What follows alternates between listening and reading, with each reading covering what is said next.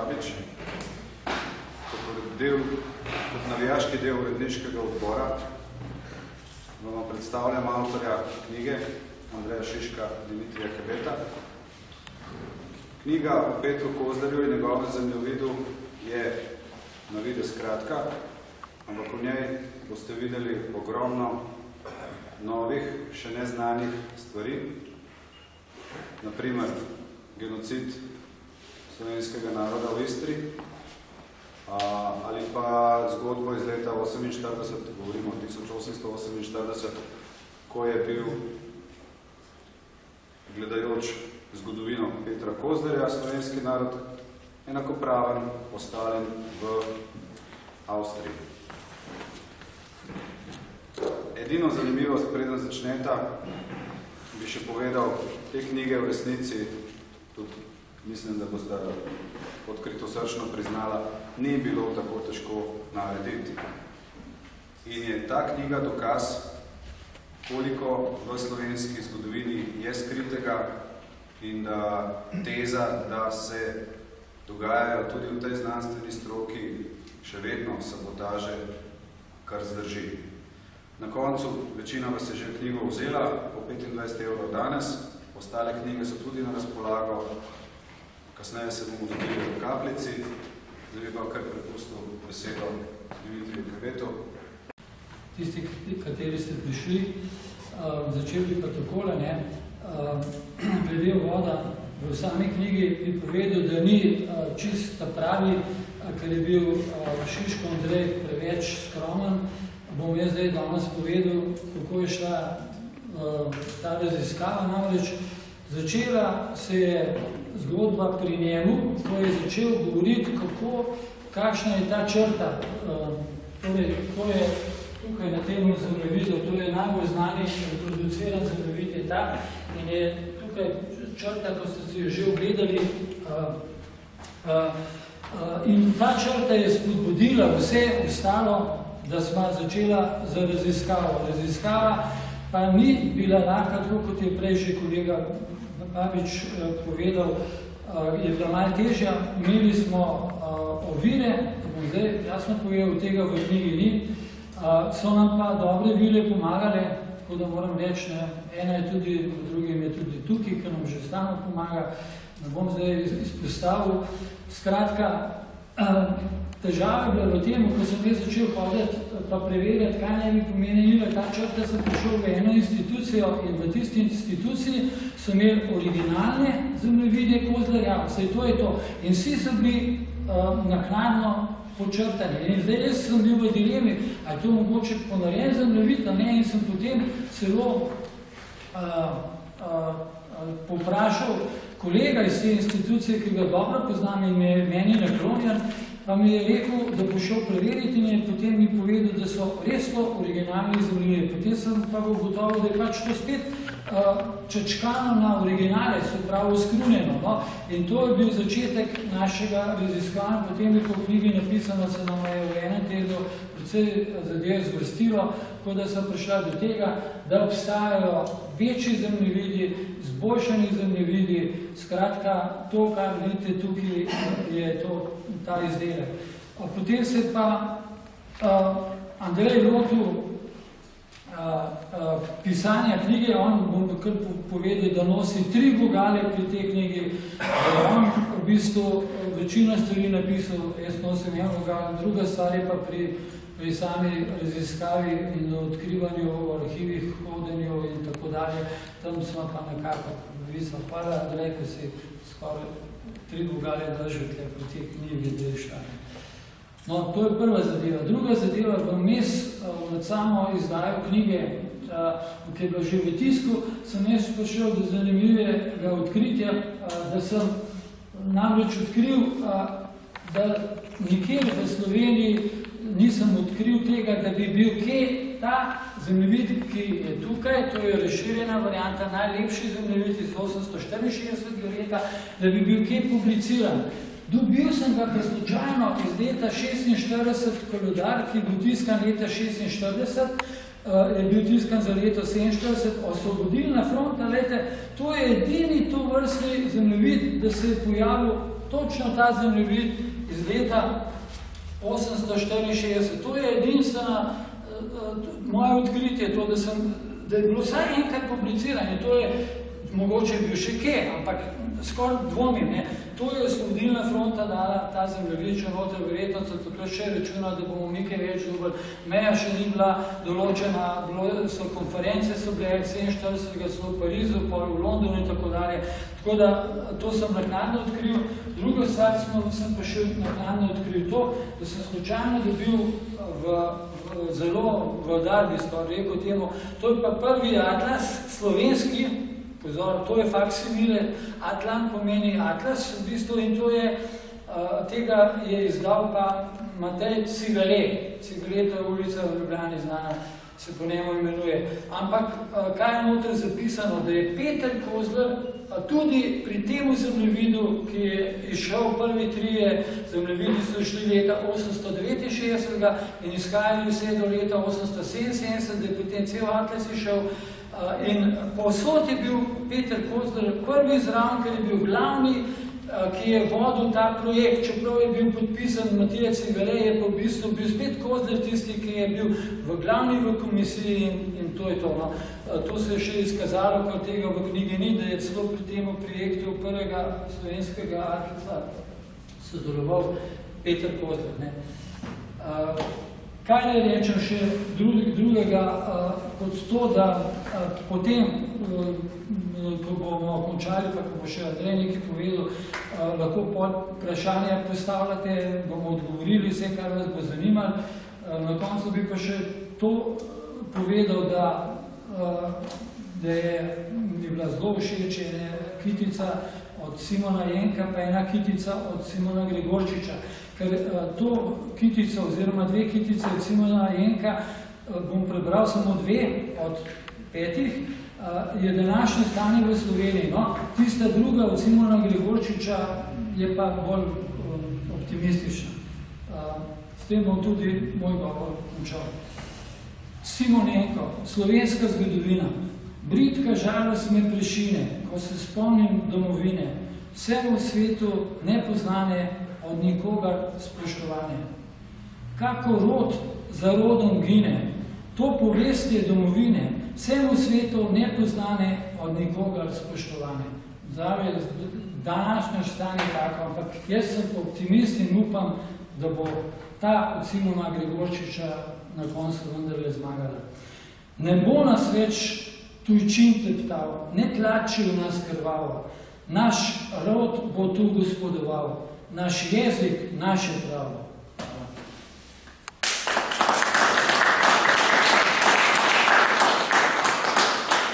Zdravim, da sem to seveda naredil na naš. Običajni pozdrav gosti, jaj, želim vsem skupaj, zdaj, če kjeri slučajno ne ve, kaj to pomeni, ostanite zdravi in mladi. Najstarejši znani slovenski pozdrav, pa za moj pa najlepši. Tudi mene veseli, da smo se danes tukaj zbrali. Kolega Dimitri, mislim, da malo preveč neke stvari izpostavlja, ki sploh niso bistvene. Vidva sta oba dva avtorja te knjige, delež čisto nepomembno, važno je, da je knjiga tukaj pred nami, je natisnjena, da jo lahko vzamemo v roko in da lahko z nje zvemo neke stvari, v kateri se niti meni ni znanjeno nič. Ne vem, sicer čudno, danes ni tukaj založnika, ki je veliko, da se bo odeležil predstavitev, pa mogoče si kaj mu zalomil, ampak kako je sploh do te knjige prišlo, delno že povedal Dimitri. Ampak jaz sem eno drugo knjigo pisal, ki je že tudi precej daleč napisana, pa je bilo tam mogoče precej več dela posvečenega. In ko sem iskal gradivo za tisto knjigo, to je knjiga Anton Bramec in Slovenci, sem našel v slovenskem glasniku na neki francoski spletni strani novico o tem, da je išel nov poboljšan in povečan zemljevid slovenske države z letnico 1864 Petra Kozlerja. In to je bilo nekaj čisto novega. To sem prvič sploh slišal, da obstaja zemljevid z letnico 1864 in potem sem začel iskati informacije o tem zemljevidu in sem našel celo zemljevid na spletu spet. Spet na eni drugi strani. Takrat sem ga takoj shranil na USB ključ, ga prinesel potem v danes, sva šla do založnika Petra Maletja in naš prvotni načrt je bil samo izdati zemljevid. Ne, se pravi, nekaj podobnega kot to. In nič drugega. To je bil naš prvotni namen. Potem so se tam pri založniku pogovarjali in je nekako padla ideja, da bi mogoče pa naredili brošuro. Mogoče ima najprej 32 strani, potem smo prišli na 64, na koncu pa v bistvu nastala ta knjiga. Mislim, smo se lotila vsak svojega dela. Dimitri, kot je sam povedal, on je dejansko prekrižal vse te arhive, knjižnice, NUK, Arhiv Slovenije, Narodni muzej, Geografski muzej in tako dalje. Gradivo zbral te njegove zemljevide in potem sva jih preverjala med seboj. Jaz sem se pa lotil iskanja drugih virov, se pravi življenjepisa Petra Kozlerja in pa potem njegovega dela. Potem sem ugotovil, da poleg tega, da nam je Zavovčan bil ta izboljšan, povečan, vsekakor nadgrajen zemljevid z letnice 1864, je tudi to zanimivo, da je ta zemljevid bil 3-krat ponatisan, medtem ko tisti, ki ga mi poznamo, tisti ta manjši, je bil pa dejansko samo enkrat originalna, torej izvirna njegova Kozlerjeva izvedba pa samo enkrat natisana, ampak potem so ponatiskovali samo to prvo, oskubljeno verzijo, kot je videla pravila oskubljena verzija, kajti tudi na moji levi, lahko vidite, ta zemljevid, ki je tudi ima letnica 1853 in je že tudi večji, in tako na severu je dodan v zemlju od Vildona do Gradca, kot tudi spodaj na jugo od Senja do mislim, da Karlovca. Tega tudi ni noben nikoli, nikdar ponatisno, pa ne vem, zakaj bi najslabše verzijo sploh kdorkoli ponatiskoval, ker je nesmiselno. Ne? Potem sem ugotovil še nekaj, kar se mi zdi izjemno pomembno. Namreč Peter Kozler je bil v tistem skupini, ki je dejansko na Dunaju, v skupini Slovencev, ki je na Dunaju napisala program Zedinjene Slovenije in Peter Kozler je bil tam eden izmed najbolj dejavnih v tej skupini. Napisal je posebno knjižico še leta 1848, išla je v začetku leta 1849 v tiskani obliki, sicer napisana v nemškem jeziku, kar je nebistveno, kajti on je publiciral oziroma izdajal določene stvari v slovenščini, nekatere v nemščini, vlade seveda oba jezika, pa še kjerega drugega zraven, no to ni bil noben problem. Bistveno pri tej knjižici pa je naslednje. To je njegov odgovor na konkreten politični predlog v avstrijskem Dunajskem parlamentu, kjer so pripravljali takrat novo ustavo. In nemška levica je napisala predlog, da bi se Avstrija preoblikovala v federacijo 5 narodnih držav leta 1848. Tega skoraj noben ne ve, ker nas noben o tem nikoli ni nič naučil v šoli, sploh ne, pa tudi v zgodovinskih knjigah ne boste skoraj nikjer nič o tem našli. Ampak kaj je tam pomembno? Pomembno je to, da je predlog teh avstrijskih oziroma nemških, avstrijskih Nemcev, pravilno povedano, je bil sledeč. 5 narodnih držav oblikuje federacijo Avstrijo in sicer te države so Poljska Avstrija, Češka Avstrija, Nemška Avstrija, Italijanska Avstrija in Slovenska Avstrija. To pa pomeni, da smo mi Slovenci takrat, leta 1848, imeli popolnoma enak zgodovinski, politični, pravni kakršenkoli status v bistvu kot ostali našteti narodi, se pravi Poljaki, Čehi, Nemci in pa Italijani. In to je zelo pomembno, predvsem pa absolutno negira tako imenovane študije nekaterih plačanih slovenskih zgodovinarjev, kot je recimo dr. Peter Štih, pač moram njega spet imenovati, ker je tu glavni na tem področju, ki govorijo, da Slovencev do leta 1848 sploh ni bilo in da smo Slovenci nezgodovinski narod. Če bi te njegove teze držali, bi to za popolne nesmisle in je po mojem mnenju sramota, da nekdo, ki ima akademski naziv, pa dejansko je doktor, nekaj takega sploh zagovarja, ker ni nobene podlage za to. In eden izmed dokazov je spet Peter Kozler. To se mi zdi, poleg tega zemljevida, tega tukaj pred nami, te večjega, te boljšega, eno od najbolj pomembnih del Petra Kozlerja. In tudi Fran Levec po smrti Kozlerjevi je zapisal, da je to ta knjižica, ki je bil odgovor tej nemški levici v parlamentu, da je najpomembnejšo Kozlerjevo delo. Jaz bi se s tem kar precej strinjal. Kajti Kozler ima še en kup drugih zelo pomembnih stvari, ampak nobeno se v tem smislu mislim, da se ne more primerjati z tem zemljevidom in pa za to torej njegovo brošuro. Tudi to brošuro ni v Sloveniji. In nisem uspel našel se na češki spletni strani. Kar je, ni to zanimivo, torej, kot pravi moj kolega Blaž Dalič, čista sabotaža. Tako pomemben dokument za naš narod je spet skrit.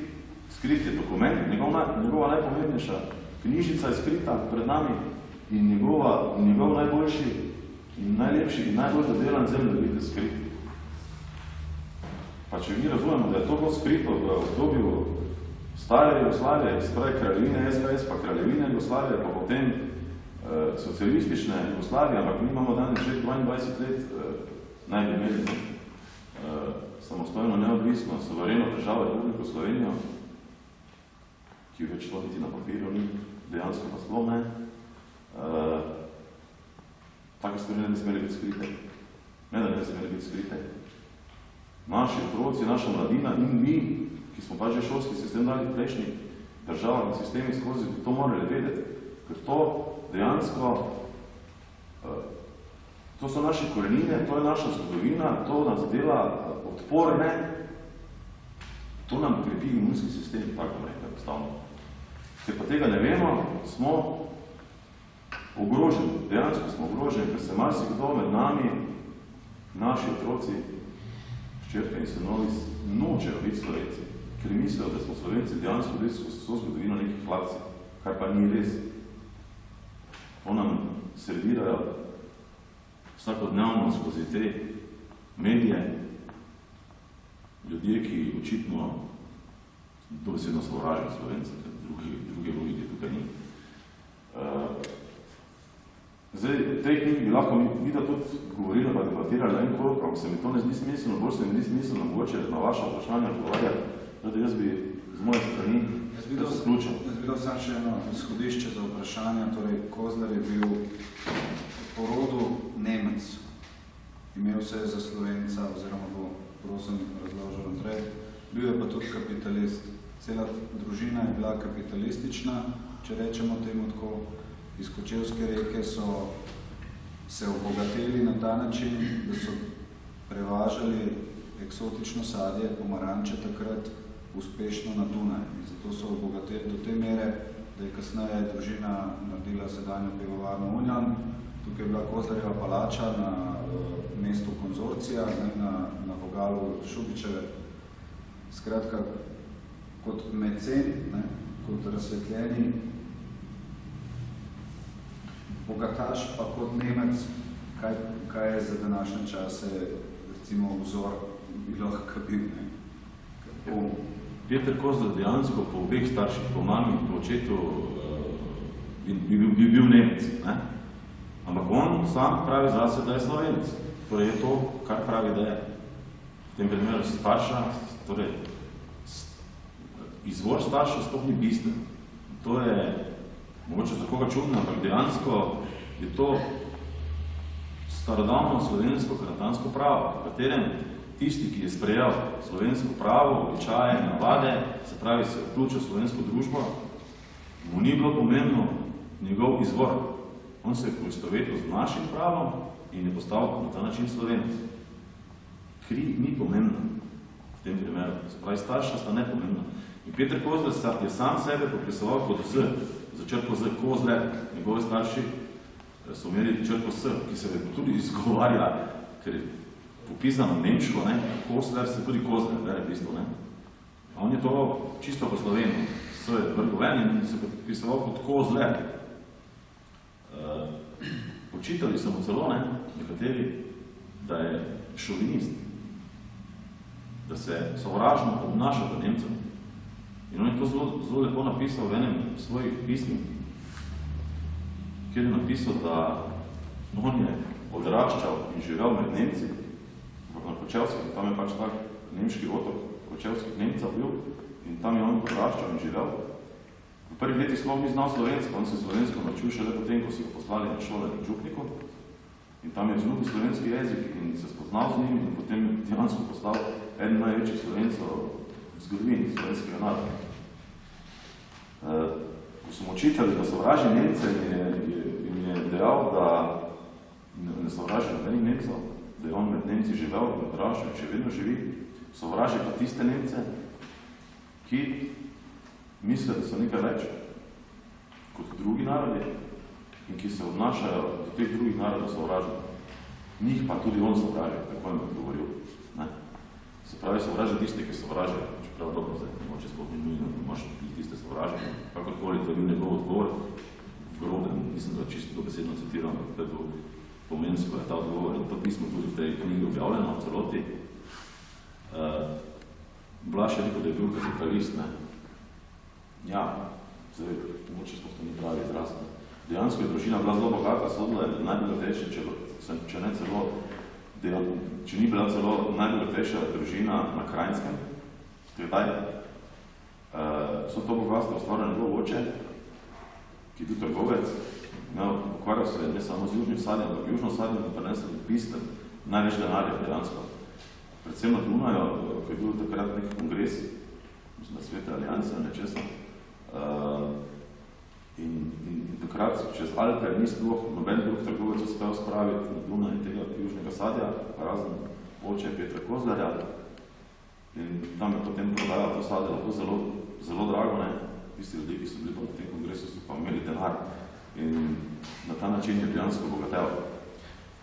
Peter Kozler pa je bil, spravi, narodno zaveden Slovenec, pravi domoljub, in to, da je imel denar, je pomenilo, da je ta denar tudi dal.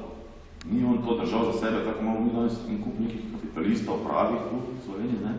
Od katerih ne može dobiti niti centa, kaj več. Ne? Medtem ko Peter Kozler je pa daroval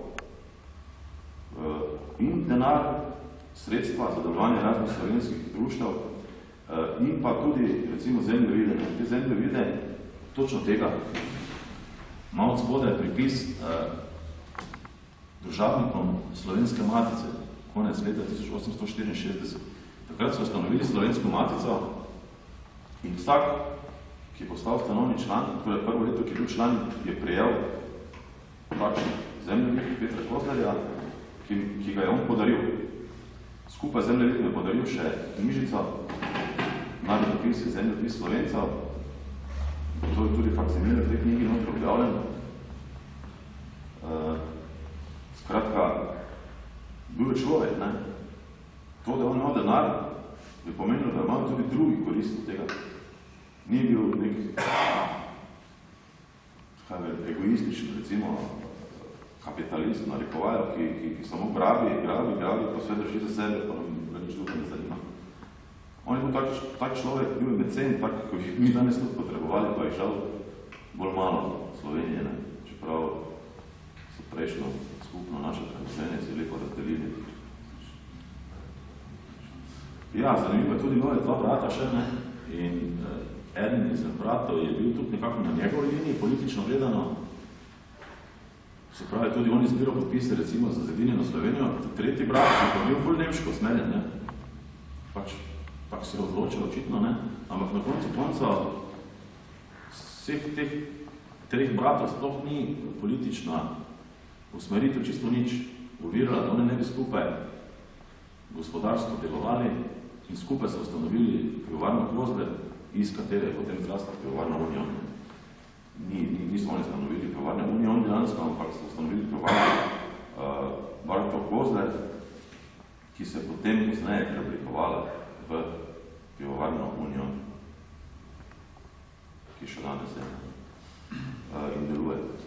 Mi smo tudi tam poskušali neka sredstva pridobiti, kot je ravno danes, mislim danes naslednjo leto bo 150 obletnica Uniona. Brate Kozler s Petrom Kozlerom, ki je bil direktor, prvi direktor pivovarne Kozler, pa bi naj bil pač ustanovitelji, ne? Ampak se z njimi ni dalo nič govoriti, ne? Ko so zgleda dobili informacijo, da ta zemljevid je pa sporno, pač verjetno zato, ker prodaja pivo Union tudi na hrvaškem trgu, da se predpostavljamo, to je eno od razložba, lahko pa tudi kaj drugih. Skratka, nisi dala za pivovarno Union nič pametnega dogovoriti. In na koncu smo knjigo realizirali dejansko s pomočjo skrbnikov slovenske slave, tako kot smo jih pomenovali, enako kot v primeru naše prve knjige Jurija Venelina, Starodavni današnji Slovenci. Nekaj izmed teh skrbnikov slovenske slave je danes tudi tukaj. Vam se posebej zahvaljujem. Vsak vaš prispevek je pripomogel k temu, da danes je knjiga napisana. In jaz upam, navedli smo vas to tudi na koncu knjige, poimensko. Dva ste pač tudi imenski, ki niste hotela, da se objavi njeno ime in ste anonimno, ostali ste pa z imeni prijeti navedeni. Še enkrat najlepša hvala tisti, ki še niste knjige dobili, pa ste bili med temi skrbniki slovenske slave, se prosim, potem na koncu oglasite, pa bom dal jaz knjigo, ki ste seveda vi že plačali. In upam, da boste še kdaj sodelovali pri kakšnem našem projektu, kajti zdaj imamo v programu še enega, to so dve knjigi. Prva je knjiga Antona Vranca, Kronika iz leta 1578. To je obdobje Primoža Trubarja, slovenskih protestantov, in to je ena najstarejših slovenskih knjig, ki jo je napisal Ormožanec, naš štajerski Slovenec, Anton Vranec, ker je pač ta knjiga napisana na podlagi slovenske, panonske slovenščine, so kar pustili, kot da ni slovenska, ne? In so pozabili to besedo, oziroma premostili so kar Hrvati, ne? Ampak knjiga je že na naslovnici, ima naslov, torej napisano v slovenskem jeziku. In to knjigo bomo zdaj, v bistvu mi faksimile, print naredili, plus prečrkovana bo današnjo slovensko pisavo, na koncu bo pa še besednjak manj znanih besed iz panonske slovenščine, ki mogoče v zahodni Sloveniji niso toliko uporabljane, pa mogoče niso toliko poznane. Zraven te knjige bo šla še ena knjiga z naslovom Anton Vranec in Slovenci. To je pa dejansko razlaga te Vrančeve kronike, plus potem ostala zgodovinska dejstva, ki niso ravno tudi nekaj dosti poznana med današnjimi Slovenci, pregled panonske slovenske literature, mogoče ne celotno, ker verjetno smo kaj spustili, ker nam tudi ni vse znano, ampak poskušali smo zajeti vse, za kar vemo, da je. Skratka, tisto bo, mislim, da realno gledano je šlo nekje v začetku naslednjega leta in tam bi tudi vas bomo takrat še prosili enkrat za pomoč, ker enostavno mi sami tega ne zmoremo, finančno gledati, ne. In nam taka pomoč bomo se spet obrnili na vas, skrbnike slovenske slave, če boste se vi odzvali, pa še mogoče kdo zraven, bomo zadev sigurno realizirali. Zdaj sem sicer odplavil od Petra Kozlerja, ne. Mislim, da prav, da tu imate to informacijo, bodo lahko izkoristni priložnost, da informiram v zvezi s tem. Tako da, pridete nazaj. Pa bi začeli z vprašanji vašimi. Jaz sicer nimam benga vprašanja, mogoče bom sam za ogrevanje malo svojih, bi rekel, pogledal pa poznan o tej zadevi povedal. Mogoče bom malo predolg, zdaj ni žene zraven, pa lahko malo lažje govorim. Med vas z Dimitrijem. Bi vas prosil, da zaokrožite nekako vprašanje. No, sej, več kot 5 minut upam, da ne bo. Ja. Z Dimitrijem se že dolgo poznava, sva oba nekako na isti liniji. Meni žena bral, pust stare babe predvsem, se neko te, kaj vejo, pa znajo povedati. Raj, kakšen denar dam pa nes, jaz pa tega ne znam. Tudi sam pišem knjige, verjetnih ne bom več, ker je živa groza, da biti denar za tiskanje in vezavo. To tudi ona dva vesta, jih moram zelo pohvaliti, da sta se tako potrudila o tej zadevi, ki je še do danes skrita. Tukaj je politika zraven, ne marajo bezati določeni ljudje v te stvari, ker bojo začeli drek mešati, po domač povedam, pa bo začel smrdeti in to marsikjer mu ne bo ugajalo. No, v glavnem, samo to bi povedal, jaz sem takoj Huberta Kozlerja obvestil o izidu te knjige, sem mu povedal o Petru, jaz sem sicer malo več kot povprečen Slovenc poznavalec tega Petra Kozlerja, da je bil rodoljub in me je takoj popravil, bil je domoljub. No in jaz sem v tej knjigi s njo začel brati, velikrat zasledil to besedo domoljub. S Hubertom se poznava že več let kot revirni gozdar. Leta 1968 sem mu odkazal eno parcelo v Krvavi peči, ki je imel po svoji sorodnici Rudeževi. No in od takrat sva dobra prijatelja, večkrat ga obiščem, tudi pred kratkim sem bil pri njemu in tudi dele knjigo mu bom nesel, je rekel, da je zelo vesel, da je to išlo. In tudi jaz, bi rekel, še enkrat pozdravljam oba avtorja in upam, da se bojo kaj zadeve premaknile, čeprav sem velik pesimist, kar se tega tiče. Politika je kurba. To je tako umazana zadeva, da jo jaz nisem nikoli sprejel, čeprav so me potiskali v partijo, pa sem se poznal iz župniki, pa sem se poznal iz škofam, z obema ljubljanskima. Nikoli mi niso očitali ali pa sprašvala, hodeš v cerkev ali veruješ v Boga, se rekel, zame je Bog pošten pa dober človek. In to vsakmu danes povem. Pa še tisti zraven, kar se tiče knjig, kar je napisal Prešern, slep je, kdor se s petjem kvarja, še najbolj pa Kranjec mojemu osle kaže. Hvala lepa.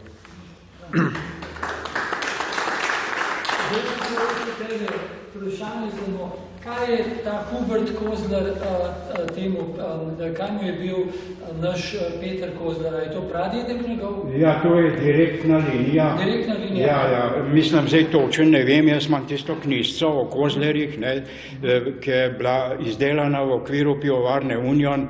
Jaz sem Huberta že odprej poznal, se sem rekel, leta 68, pa me pa dodatno še brat preko tenisa, ki sta skupaj igrala tenis, pa tistega tudi z njem, no in sva pol še bolj utrdila te vezi preko pivovarne Union in tako naprej. Tako da točno ne moram povedati. Je pa direktno, Pa sem mu še rekel, ker zdaj so dobili vsi, Kozlerji so dobili nazaj po denacionalizaciji okrog 1000 hektarov gozdov, no, pa me pa še sprašval kot gozdarja o tem edinem gozdu na Marostu, na Barju, edini gozd na Barju v Sloveniji, ki je bil kot, bi rekel, izločen gozd, kot nekako kukaren rezervat, si go Hubert Koš pa tistem delal. No, on ni o tem nič debatiral in rekel, pač tole je naše bilo po svojemu prastricu, ki je šoto prodajal v Stari Avstriji za tovarne, da so z njem kurili in tako naprej, in pa sva nehala o tem. In on tudi mislim, da ni, rekel, en ekstremist, se je že gospod povedal, da so bili to kapitalisti, ampak Hubert moram reči, da kar se tega tiče, je kar v redu človek, in tudi skrbi za ostalo kulturo, tudi meni je pomagal pri moji zadnji knjigi, 6. Krvava 5 z okolico, leta 11 nam povedal, koliko me denarja dal, ampak brez besed. Tako da moram reči. Hvala, Tomaž, naj še drugi, recimo. Še ni eno leto od tega, ko je gospod se hvalil, da je najde en zemljevid, čez poglejte, na celi strani je bil in ponovno kaže tega zaplavo črto, hvali se pa s tem zemljevidom, ampak kažejo kot namerno, da bi prikazovali lažno, da bojo vsilili vsem napačno mnenje. Vete, če to non-stop ponavljajo, bomo pa še non-stop ponavljali te njihove laži oziroma namerno dejavnost negativno.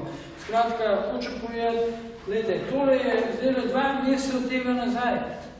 Je Miloš Ivančič, Primorska dežela, spet zemljevid, ponovno zaurisano naknadno črto, da noter kozlarjo, pa se to gre v nedogled. Potem tukaj je Rodoljub Tiger, organizacija. Na zadnji strani ponovno ta zemljevid lažni, mislim, zato lažni, dajte, da te vidite, kar bodo pokazal v bližnji. Zato, ker je lažna črta risana, zaradi tega je to. To je falsificiran. Dajte, falsificiran, Vsi to lahko vidite, to je falsificirano, in zato non-stop to se dogaja. Dajte, vse. To je črta non-stop dela na Delgoni, ker te meje sploh tukaj, ta meje še sploh ni določena. Z nobenimi državnimi pogodbenimi, to so se nekje dogovarjali v gostilni. To ni državno, ni določena ta meja. Državno pa ne, meddržavno, ni še določena. In prejudicirajo stvari, da stalno kažejo nepravi kozlove zemljevid. Zato smo mi danes tukaj, da pokažemo, kjeri so tisti to pravi. Tam, pa mogoče tiste iz 853 leta, iz 871 pa nobenega nimamo, žal. Ampak je isti, kot tam, iz 864. To bi je še kot dodatno dal zdaj, pa če še kaj, mogoče kakšno vprašanje. Ja, kaj izvolite, gospod? Jaz nekaj dodala nekaj informacij k temu ponarejanju. Ni naključje, kar ste pokazali, da 46. oziroma 47. so še kazali kakšen drug zemljevid. To je vse zvezano z Pariško mirovno pogodbo, potem pa z Londonskim memorandumom, ko se je določala meja med Slovenijo in med pravzaprav Jugoslavijo oziroma Slovenijo in Italijo in se je takrat nič uradno, ampak dejansko določala tudi meja med Slovenijo in Hrvaško. Seveda so potem posebno po osamosvojitvi kazali in ponatiskovali ta zemljevid s porisano mejo. Tukaj jaz ne bi izpostavljala samo politikov, predvsem bi izpostavila, da to ponarejo znanstveniki z vsemi znanstvenimi nazivi in znanstvene inštitucije z univerzo na čelu. Ker to srednjo zelo dobro poznam, sem v njej tudi delala in raziskovala. Poznam tudi, kako načrtujejo, kdo bo prevzel kakšno stolico za zgodovino. In to ni nič naključno.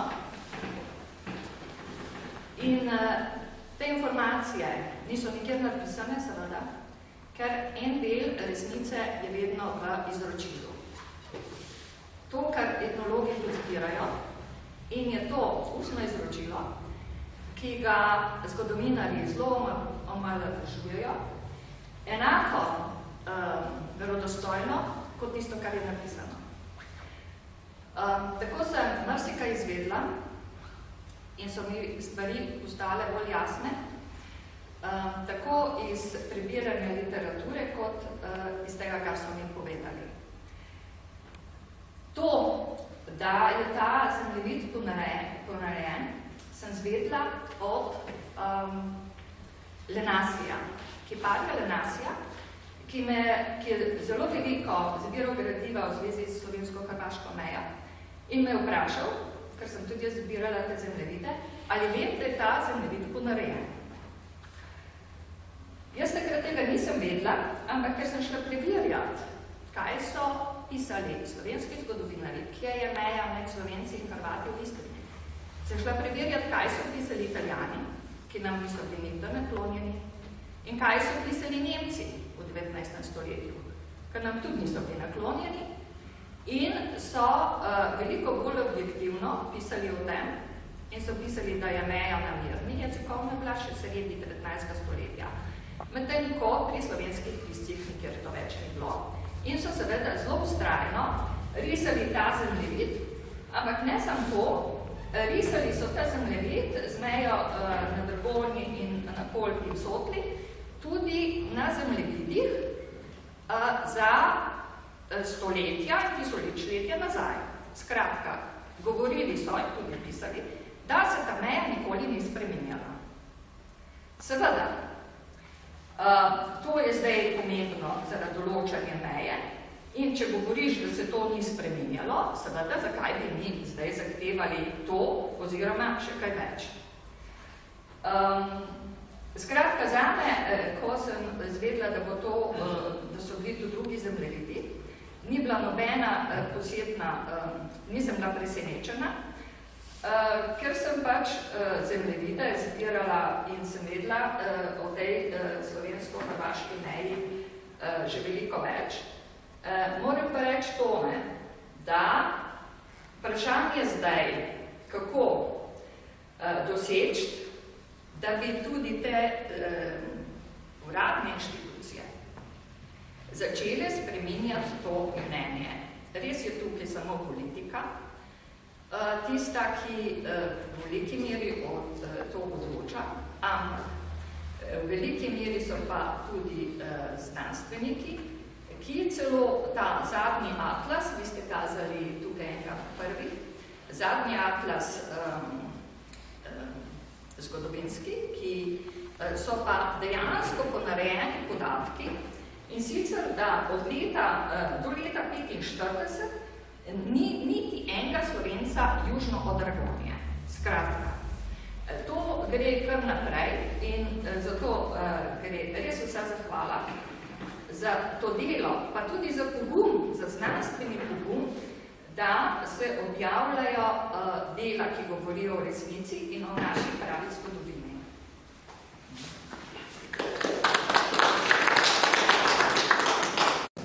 Najprej se zahvaljujem svojim prijateljem zelo, žal, da smo obvestili v tem čudovitem dogodku. Predvsem se pa zahvaljujem prirediteljem tega čudovitega srečanja. Spominam je samo na tisti čas 11. januarja leta 1989, ko smo v Unionski dvorani ustanavljali Slovensko demokratično zvezo. In takrat je bil tak naboj, kot ga zdaj tukaj čutim, nažalost v manjšem obsegu, ampak drugače pa isto, da je nekaj v zraku, da čutimo, da smo na pravem mestu in da smo pravi ljudje skupaj. Jaz sem nekaj časa se ukvarjal tudi s tem problemom, čisto kot hobi, ker me je to zelo bolelo, ta meja, Kozlovo zemljevid. Sodeloval sem z dr. profesor Vero Brukič, Kržišnik, ki dela še zdaj na Inštitutu za narodnostno vprašanje, tam je na Rjavčevi. Ona sicer ni Slovenka, ampak ko je, kot je kolegica prej govorila, kot bi z mojih ust vzela, pravega človeka na pravo mesto v narekovajih so postavili. In mi je pa dala veliko svojih knjig, ki jih je zdala v tej problematiki. To so 9 knjige, ki smo jih vsi mi financirali, ki so nekatere zelo koristne. Jaz sem to kar malo študiral, popolnoma se strinjam s kolegico, s tem, da je ona še tudi bolj prikazala, lahko bi jih bolj ostro prikazala, ki imela vse argumente za to. In ko sem jaz ene pol leta te stvari študiral, sem šel potem k njej nazaj, pa sem rekel, a je to res, ker ste tukaj napisali, pa sem študijo svojo sem naredil. Pa je tako nekako rekel, da to pa je nekako res, ja. Ugotovil sem, da v vseh večjih istrskih mestih od Rovinja, Umaga, Poreč dol, do konca 19. stoletja, po nacionalnosti so bili Slovenci na drugem mestu.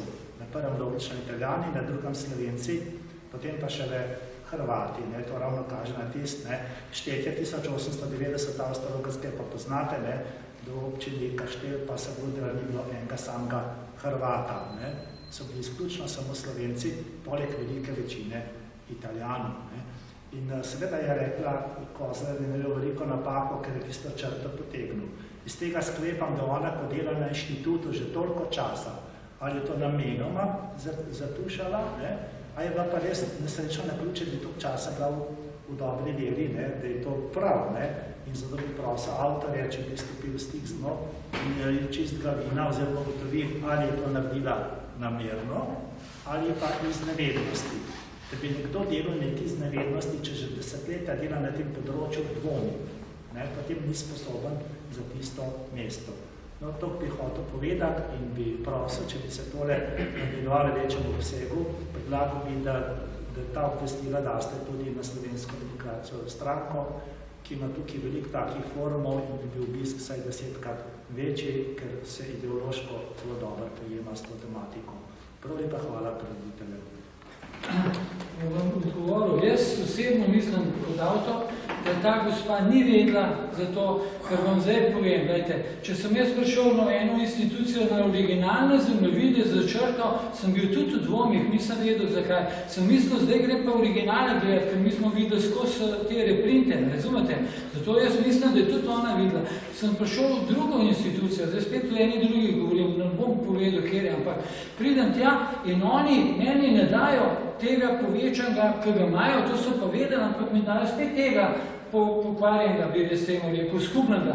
In je bilo zelo težko, dokler res mi niso na ta pravi prišli, ker sem pa vedel, da obstaja ta iz 864, pa iz 871 leta, potem sem pa to prišel tja in ponovno v isto institucijo sem rekel, zdaj mi pa takoj dajte one zemljevide, potem sem jih pa lahko videl. To je katastrofa, to se dogaja. To je napačno. Glede, gospe, bom pa povedal, ta memorandum londonski iz leta 1954 leta, vedete, ta zemljevid sem ga dobil spet v eni instituciji, po sreči, je šel na arbitražo takrat v London 54 leta in na kaj se je skliceval? Na Petra Kozlarja se je ta gospod, vse je napisan tukaj, ne bom zdaj niti imena povedal, zato ker je ta zemljevid tudi v knjigi in se sklicuje to, kaj gre pa meni celo pri Luciji, gledajte, in ta Kozlarjev zemljevid, kao Kozlarjev zemljevid, ker se na njega nanaša to in ga tudi napiše tlele, v uradnem dokumentu je šel na memorandum leta 1954. To in meja gre pa pri Luciji, niti ne na sredini Piranskega zaliva, pa to je katastrofa.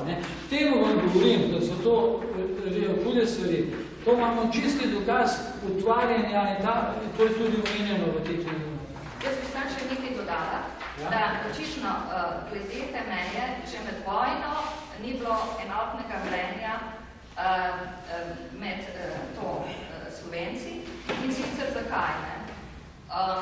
Ker je obstajen zemljevid iz 44 leta, ki ga pa tudi ne uporabljajo, tudi ga ne dodajajo, ki kaže mejo, ne na Mirni, ampak vsaj po sredi Savudrijskega polotoka, ki ga je pa naredil vrhovni štab narodno-osvobodilne vojske.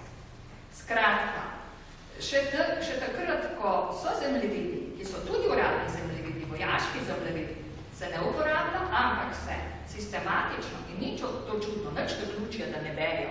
Oni zelo dobro verijo, ker je pač naloga vsaka znanstvenika, da preveri verodostojnost dokumenta. Dokument je lahko originalen, to je pa potvorba. Glejte, in zelo jasno je, da tisti, ki so financirani iz državnega denarja, bojo pač pisali tako, kot naročniki in naročijo. Tudi, če jim ne naročijo, imajo toliko avtocenzure, da bojo pač pisali, da bo to všečno trenutnemu stanju, kakršno je. In če je zdaj trenutno stanje tako, da se razlaga, da meja 1000 let se ni spremenila in da je bila na Dragonji in Sotri in Kolpi, bojo pač tudi ti znanstveniki magar našli ponaredke ali pa jih naredili, da bo to veljalo. O znanosti imam prav tako mnenje, kot imate vi o politiki, ker pa znanost ravno tako dobro poznam kot politiko. To se bolj za denar prodaja, ne? Tako da tukaj nosi vsak kar svoj delež od znanstvenikov do politikov, do gospodarstvenikov, odgovornosti za sedanjost in za prihodnost. Jaz bom se to zelo zanimivo zadeva s to črto. Meni ni bilo jasno, ko sem že v začetku sem opazil, da obstajajo zemljevidi, na katerem ni te črne črte, tu se relativno dobro vidi, ko je črna, na nekaterih zemljevidih je rdeča, tako recimo pri Cankarjevi založbi, na nekaterih je modra, to se pravi, kak se je kdo spomnil, tak je barva. Ampak dejansko je v sami plošči s katero so tiskali, je čisto tanka črtkana linija, ki poteka tako. Poteka. Samo kaj to pomeni? To se zdaj treba vprašati. Prvo, zakaj to sploh je? Zakaj ni poudarjena? In zakaj na nekaterih, oziroma na najpomembnejših zemljevidih je ni vidne? Tukaj ni. Če pogledamo tu, je Krajinska basen prikazana. To je tudi naknadno barvno. Ampak te črte na Dragonji tu ni. Ni vidno. Postavlja se naslednje vprašanje. Če je leta 1953 Kozle izdelal takšen zemljevid, kateri mi točno vidimo, da so slovenske dežele so reljefne, se pravi, prikazane so gore, kraji, reke, železnice, ceste, pač zelo... Njem bilo to težko delati, to je on začetnik tega, ne? On je prvi, ki je slovenske kraje uvedel na zemljevide in to je bilo zahtevno delo. On je to naredil, ampak vidimo nekaj, najlepše vidimo na primeru Štajerske.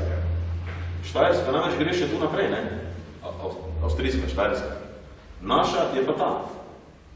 In zakaj je zdaj Štajerska dalje ni reljefna? Zakaj ni enako narejena? Zato, ker ta del Štajerske ni slovenski. Čisto enostavno odgovor. Je vsakemu jasno to, ne? Se pravi, podobno je na Hrvaškem.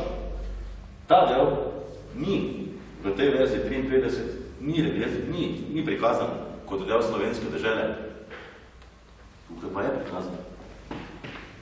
Na tem zemljevidu.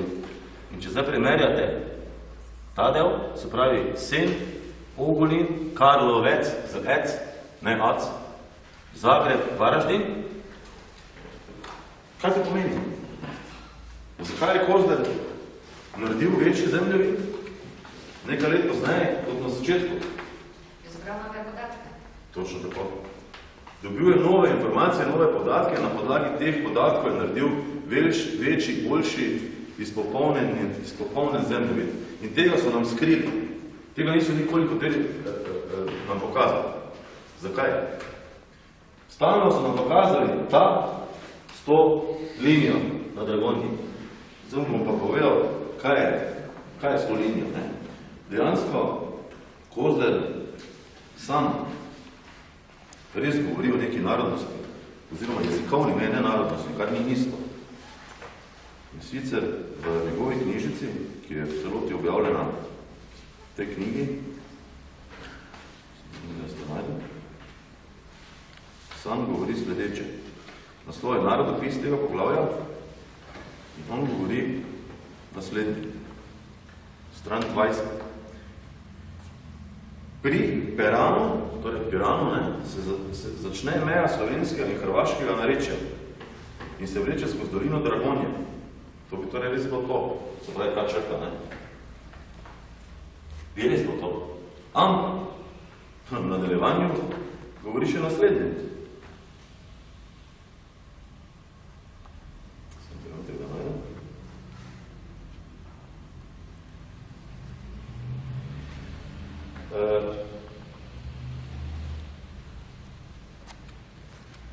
Ljudje v Gerovu, pri Vsilnici, to je pa taka del. Ta del tukaj. Ljudje v Gerovu, pri Vsilnici,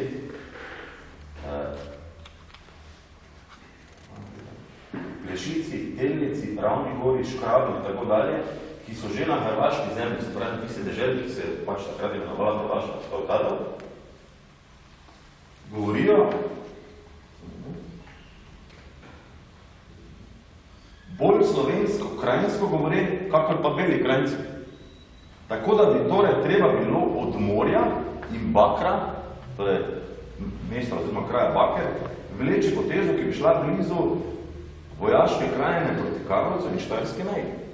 To se pravi, on tu govori o drugi meji slovensko-hrvaške, ki je od te, tako imenovane jezikovne, prve, potegnjena tukaj. Še niže, ne?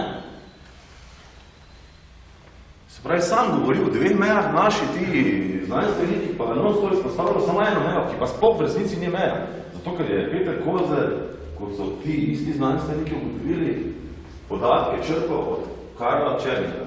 To je bilo štetje, tako imenovano ljudsko štetje v Avstriji, ki pa ni bilo pravo ljudsko štetje, ampak so to uradniki, po večini Nemci, so sami sporočili, kakšen jezik bi naj govorili prebivalci tistih krajev, kjer so oni uradovali. In oni so seveda to naredili absolutno v nemško korist, za isto so naredili popolno zmed. 23 jezikov, ki so naj govorili v Istri. Kateri? 23. Različno največ. Ja, ampak oni to interpretirajo kot nekaj različno. Ne vem, kaj. Ta Černik nikoli ni gradivo, ki ga je zbral, nikoli ni bilo v izvirniku objavljeno. In tisto, kar pa on sam objavil, je pa naslednje.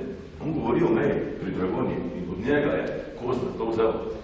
Ampak on govori, da je tam slovensko-srpska meja. Je to možno sploh? Je možno, da reki Dragonji slovensko-srpska meja. Če bi danes to od nas neko, bi se novetno vsi smejali, da reki, to so neke veliko srpske ideje. Ne, ampak ta Karl Černik je dejansko to napisal kot uradnik takratne Avstrije. In Peter Kozler je to od njega povzel, seveda on ni bil posod, on ni osebno prekrižaval vseh teh mejnih področij. In kaj je bistveno zdaj, ki se ne naslednje? Obstaja pismo v arhivu v Nuku, v zapuščini Petra Kozlerja, kjer piše Janez Blajvajzer. In pravi, sem zalajdeno pismo, to pismo pa bi morali ti znanstveniki, o katerih pred dr. Kanelova govorila, poznati, ne? Če že hočemo reči, da so znanstveniki in da se ukvarjajo z znanstvenim pristopom. Kozler piše dve pismi stavki. Prvi piše Kozler, da misli, da je tu pa tam spremenjeno stanje stvari in da bi bilo dobro, če se to dopolni, popravi, tako kot dejansko kažejo prave okoliščine. To piše Matici Slovenski, se pravi, prosi Matico Slovensko naj poišče ljudi, ki živijo na določenem področju, ne oni povejo, kakšno je dejansko stanje jezikovnih meja, ne, kje kdo živi. Da on pač ni s tem zadovoljen. To se pravi, on s to črto ni zadovoljen, on sam ni zadovoljen s tem. To je napisal. Če je to napisal, treba to poštevati. Ne? Se on to napisal, on je avtor. Zemljevida. In na drugem pismu piše, da je ta narodnostna meja sicer načrtana, ni pa kolorirana, to pomeni, ni pa obarvana. In se pravi, in tudi pravi, naj se ne barva. On pravi, naj se ne barva. To se pravi, vsi, ki so obarvali, so ravnali v nasprotju s tem, kar on v tem pismu piše. In to pismo je ohranjeno, izhranjeno v Narodni univerzitetni knjižnici v Ljubljani. To pomeni, da bi ti zgodovinari, zemljepisci, geografi, karkoli že so, bi to morali vedeti. In potem takem ne bi smeli naknadno ročno obarvati črnih, modrih, rdečih, rumenih, ne vem kakih črt, ker Kozler pravi, da to ni v redu. On sam to pravi. Zato je dejstvo, ni upravičilo, če oni tega ne vedo. Oni to morajo vedeti, oni so plačali za to, da to vejo. In zato to vrstni zemljevidov ne bi smeli ponatiskovati. Ta zemljevid bi moral biti potiskovan. To je to. Zdaj, če komu ni jasno, sem mogoče malo zmedno to povedal, ampak ker sem v različnih delih knjige različne stvari noter opisane, sem moral malo sem in tja skakati. In naj povem še bistveno stvar, ki jo je spet Kozler napisal. Slovenska Avstrija bi morala biti sestavljena naslednjih sestavnih delov. Točka 3. Celotna Krajinska, Goriško in Istrsko okrožje z istrskimi otoki bi morali biti priključeni Slovenske Avstriji. Kakšno veze ima ta črta? No ne, ker tudi otoki bi morali biti priključeni Slovenske Avstriji, zato so pa ti otoki obarvani in zato so označeni. To je to. In to je bistvo. Te črte so, žal, se je zgodila ta črta v resnici, ampak je posledica nezadostnega znanja, ki pa mu ga Petru Kozleru ne smemo zameriti, ker on ni imel v bistvu predtem ni noben to delal. On je začetnik, on je pionir na tem področju bil, ne? In vsak, ki nekaj na novo dela, se normalno lahko zmoti ali nekaj naredi napačno, ampak on je lepo napisal, kaj prav.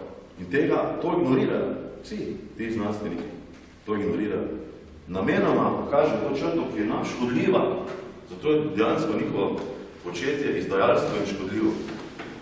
Hvala. Ja, mene zanima, če ste mogoče zvedeli, kakšen je interes teh znanstvenikov v zvezi s tem, da močijo te zadeve. Jaz pripadam delno tej politiki. Jaz vem, da politika se opira vedno na znanstvenike. Zdaj, ali je politika res naročila znanstvenikom, ali to jaz to ne vem, ampak mislim, da je med politiki večina tega neznanja o tem, kar ste danes tu predstavljali. Tako da bi bolj bilo na znanstvenikih ta odgovornost, ker oni bi pa morali resnico širiti, pa če bi so imeli od politikov karkoli naročilo. Ne? In me zanima, kakšen interes te znanstvenikov pa znanosti, da v smeri tega, da to zamočujejo. Ker je to politično, mi pa nismo politiki tukaj, nimamo nobenega političnega vpliva in ne moramo nič narediti. To je moj govor. Žal. Glede znanstvenikov, jaz da povem, kakšen interes. Glejte, če nekdo zastopa celo svojo kariero, neko stališče, da je meja na Dragonji, in potem se odkrije nov dokument, ki govori, da to ni tako. Tisti, ki ima najvišji naziv, pa lahko je tudi Einstein, ki je sam priznal, da novega odkritja on ne priznava. Ne bo priznal nekega odkritja, zato ker je njegov položaj tak, in razen tega ni toliko odprt, da bi spremenil svoje mnenje. Razen tega je pa cela plejada teh zgodovinarjev, vse jih je za en bataljon, ki seveda so diplomirali, doktorirali, imajo službe in zagovarjajo točno to, kar se piše in prepisuje iz ene knjige v drugo knjigo. Ne grejo pa gledati dokumentov resničnih in jih ne preverjajo. To sem se sama prepričala, ker sem delala v arhivu in vem, koliko se hodi v arhiv delati. In vem, koliko poznajo arhive. Skratka, jaz se strinjam, da je veliko mero odgovornosti nosijo tile znanstveniki, ki ne bojo spremenili svojega mnenja. Politika pa lahko nekaj drugega naredi, ne? Da pač naroči delo drugim, ne tistim uradnim znanstvenikom, kot jih jaz pravim, ampak neodvisnim znanstvenikom. Zdaj celo za znanstvene konference sem zadnjič prebrala, da tisti, ki se prijavljajo, ne bi ne napisali ne svojega imena, ne priimka, ne iz katere inštitucije so, da bi tisti, ki zbirajo referate za konferenco, bili dovolj objektivni in ne bi na vse tiste nazive in glas o nekom, kako je slaven in znanstven, vplivali, da bi jih izbrali, ampak bi gledali strogo objektivno samo na tisto, kar je dejansko napisano. Skratka, tukaj je pot, seveda je pot. In politika lahko tukaj odigra veliko vlogo, da ne da denarja za ponaredke, ampak da za izvirna dela. To pa lahko naredi. Jaz predlagam, gospodje, da gremo v tjane, nekaj popijemo, nekaj malcamo, pojemo in se tam tudi naprej pogovarjamo, mogoče bomo kaj novega odkrili, pa verjamem, da bo tako. No. Eno vprašanje, ni problem, ko govorimo zdaj o imitaciji. Uradni zemljevid iz Avstralska leta 1837 kaže, da so vsi dalmatinski otoki pripadajo Kranjski. Hvala. Hvala lepa za udeležbo novinarjev. Žal ni bilo, tole bo šlo na YouTube, tako da bojo lahko ljudje tudi še videli, kaj se danes tukaj